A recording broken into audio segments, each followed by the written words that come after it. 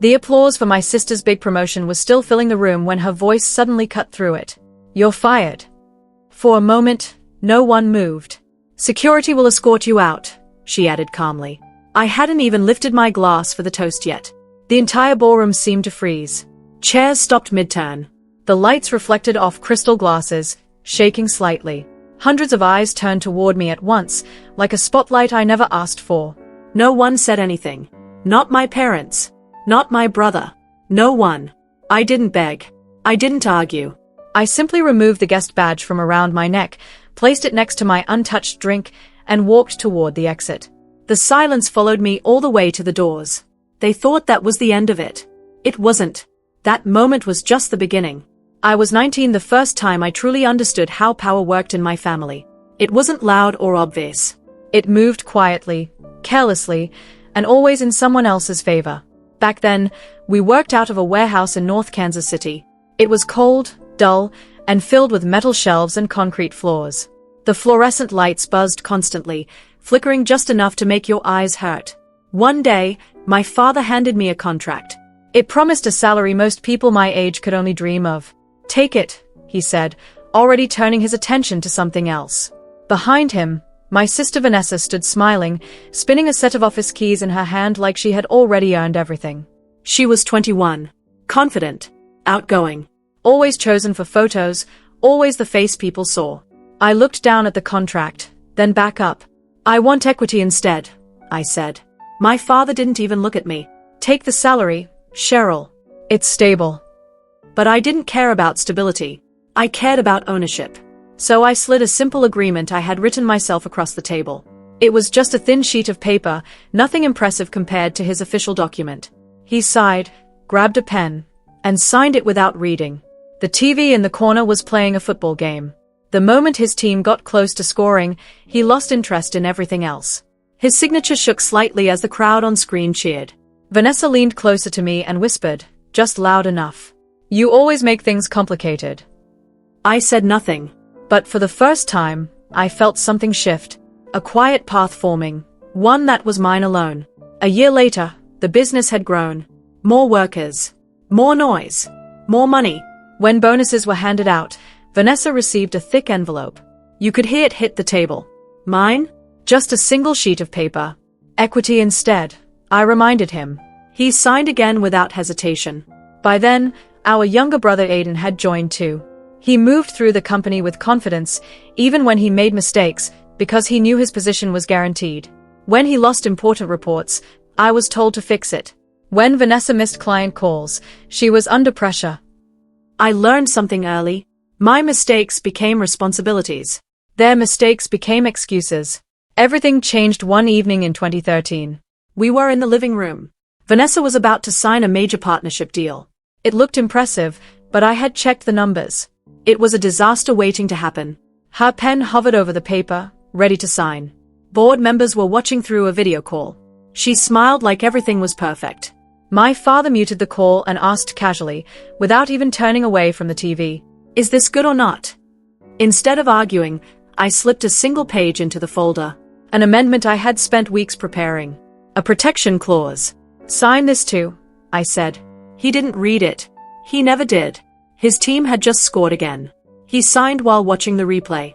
Vanessa glanced at me, clearly annoyed. "Why do you always have to be involved?" That word, always, stuck with me. Like I was a burden. Not someone helping, but someone in the way. Over time, I started noticing patterns. Ideas I created were praised when Vanessa presented them. Deals I negotiated were credited to Aiden. Relatives asked if I was still helping out, as if I were just an assistant. It didn't make me angry. It made things clear. Very clear. And eventually, I stopped expecting anything different. That's when I understood my place in the family.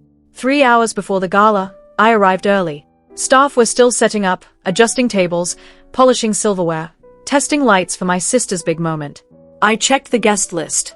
My name wasn't there. I checked again. Still nothing. On large screens around the room, Vanessa's face appeared again and again. Our new CEO. Aiden stood beside her, labeled VP of Sales. Under their names, founding family representatives. There was no mention of me. Not co-founder. Not partner. Nothing. A staff member approached me with a clipboard. "Are you with catering?" He didn't mean anything by it, but it hit exactly where it always did. Invisible. Replaceable. I walked to the seating chart. My parents were at table 3. My siblings were at table 1. I was placed at table 12. With strangers. And next to my name was a single word. Guest. Not family. Not executive. Just guest. Behind me, I heard a laugh. "Aiden. You can sit anywhere," he said casually, fixing his cuffs. "Tonight's not really about you." It was said lightly, almost carelessly, but something clicked. All of it. Every moment. Every dismissal. Every signature they never read. Every time I was overlooked. I had been erased long before that night. That night was just the public version. I looked down at my badge. Cheryl Lawson, guest. I placed it back around my neck, letting it rest there like a reminder of exactly what they thought I was. Aiden waited for a reaction. He didn't get one. I just smiled. When the ballroom doors closed behind me, the noise disappeared instantly. Outside, the air was cool. Rain was starting to fall lightly. I didn't look back. The applause. The lights. My sister raising her glass. It all faded away. I walked to my car, each step steady and controlled. Inside, I sat quietly for a moment. Not angry, not sad, just clear. I only needed 3 hours. The drive home was silent. Streetlights reflected on the wet road like broken glass. No music, no distractions. Just the sound of the turn signal, marking each decision. When I reached the garage, the lights flicked on automatically. My laptop was exactly where I left it. I didn't go inside. I didn't change. I didn't sit down. I opened it right there, calm and focused. Everything was ready. Folders organized. Documents prepared. Years of records. Contracts they never read. Agreements signed without thinking. Emails. Notes. Transfers. A full map of everything. Not built out of revenge, but out of habit. Out of necessity. Because I had learned something they never did. Power doesn't need to shout. Sometimes, it just waits. Someone had to stay behind and protect the foundation while the others chased attention and applause. That responsibility fell to me. I began the process calmly. Open. Type. Attach. File. Send. First, I sent an encrypted email to every board member. Ms. Cole and Mr. Rivera were included. They were the kind of people who noticed when something didn't feel right, especially in numbers. Then I added Mr. Whitman, the chairman, a man known for reading faster than anyone else in the room. And finally, Mr. Grant, the attorney, who understood that quiet documents often carried the most power. Once the emails were sent, I moved to the next step. I opened the courier system. The documents I had prepared earlier that morning were already stamped and sealed. All it took was a single click to schedule pickup. 14 minutes. That was the delivery window. A small blue circle appeared on my screen, slowly counting down.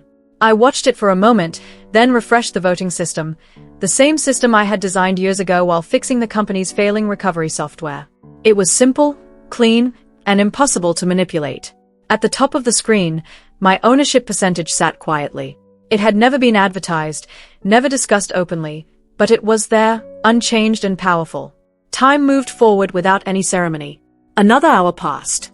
I kept working, steady and focused. Every action was careful. I checked timestamps. I verified digital signatures.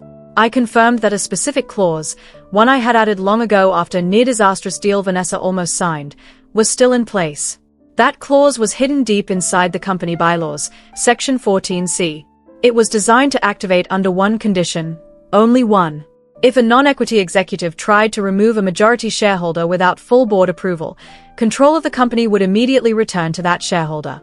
They had triggered it themselves. Publicly. On stage. In front of hundreds of people. I didn't react. No smile. No celebration. That wasn't who I was. I leaned back slightly, letting the dim garage light stretch across the surface of the car beside me. The silence in the room felt heavy, almost like it was settling into the walls and floor. It was a kind of quiet I hadn't experienced in years, not since everything in the family had split into roles. The favorite, the overlooked, the one who stayed behind. I checked the time again. 1 hour. That was enough for everything to spread. The filings, the updates, the system changes. Enough time for the board members to start thinking, aligning themselves quietly. My phone buzzed. Aiden. Vanessa. Mom. None of the calls came through. I had blocked every number since early morning. No distractions. No interference. I turned back to the screen and reviewed everything again. Every line. Every clause. Every timestamp. 16 years of decisions had led to this moment. This wasn't about revenge. This was about structure. About balance. When the final document finished syncing, I slowly lowered the laptop screen, but I didn't close it completely. The hinge stopped halfway, like a breath being held. I thought about all the times I had fixed their mistakes, covered their losses, rebuilt what they broke, quietly holding everything together while no one noticed. I had always done it because the company needed it, because someone had to, but tonight was different. Standing alone in that dim garage, under a single overhead light, something became clear. This time, I wasn't going to fix anything. I closed the laptop. The soft click echoed across the concrete. Calm. Final. Not angry, just precise. A line had been drawn. 3 hours later, the event was still glowing with life. Music floated through the air, light and meaningless. Guests laughed, holding dessert plates, completely unaware that everything beneath them had already started to shift. I walked through the main doors just as security began moving into position. It was subtle at first. Controlled. Professional. One guard quietly locked the west exit. Another sealed the service corridor. No panic. No drama. Just procedure. At one of the front tables, my sister stopped mid-laugh. Aiden glanced at his phone as it vibrated in his hand. Across the room, board members began checking their devices. Mr. Whitman slowly stood up. His face didn't change, but his eyes did. They sharpened, like everything had suddenly fallen into place. He adjusted his cuff and gave a small nod. Security moved again. The remaining doors closed. No one was leaving. A low murmur spread through the room, soft at first, like the first drops of rain before a storm. People began whispering. Is this real? Why now? The lights dimmed slightly, controlled by the system I had built years ago. The projector came to life, and the massive screen behind the stage lit up. A single line appeared. Emergency shareholder meeting, Section 14C activated. Vanessa froze. Her breath caught, loud enough for the people near her to notice. She looked around, searching for someone. Anyone, to deny what she was seeing. Dad. Mom. Aiden. But no one spoke.